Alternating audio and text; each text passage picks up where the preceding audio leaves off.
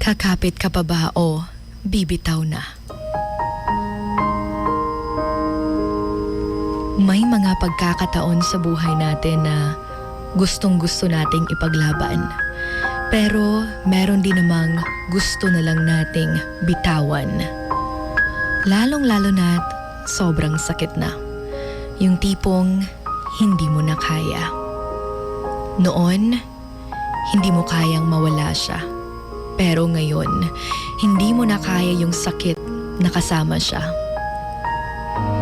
Hindi lahat ng mga nagmamahal ay matapang at kakayanin pang kumapit kahit wala nang makakapitan. Kaya minsan, mabuti na rin yung bumitaw, lalong-lalo na't hindi ka na pinaglalaban. Lalong-lalo na't hindi ka na rin pinapahalagahan.